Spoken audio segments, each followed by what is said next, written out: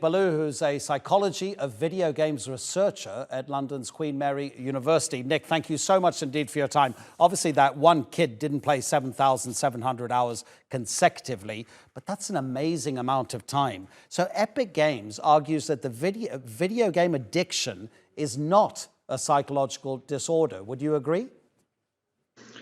It's contested. I think in this case, there really is truth on both sides. They're right that the World Health Organization has recognized this as a diagnostic category, that gaming disorder is something that people suffer from. But there are people who vehemently disagree with this having been added already. And yeah, it's not totally clear that the current version of how we define gaming addiction is actually appropriate.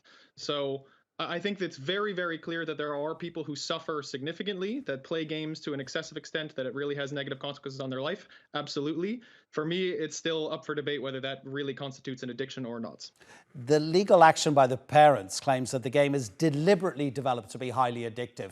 I mean, I don't really know what Fortnite is all about. I've only ever seen it for a few seconds while my nephew was playing it. Are there elements in the game that you would find to be addictive? I think the tricky part here is that the elements that might be considered addictive are really the same elements that just make it fun as a game. It's, the fact that you can customize your character and express yourself in that way. You can be creative. There's a building element to the game, so you can build cool structures. You can, get a lot of feedback on see how you're improving and getting better and learning. And then probably most importantly, it really is a digital playground to an extent. It's almost part social media platform, part games. Kids just go in there and they hang out together and they talk. And those things are not inherently bad. They are the very things that lots of games use to make them enjoyable and fun and motivating. And yeah, as a result, they're also the same things that can make some people take it too far. Is it really a question of parental responsibility? I mean, obviously, if you're an adult, you play for as long as you want and you take responsibility for your own actions. As a child, maybe a minor might need a little bit of direction. I mean, this is a game that has made reportedly $9 billion in income. So the company might feel that it has some sort of responsibility towards its users.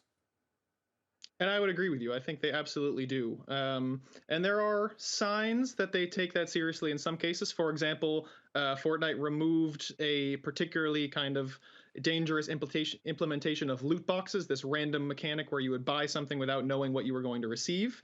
And they got rid of that in response to concerns that might be linked with problem gambling. I think they're right that they can be doing more.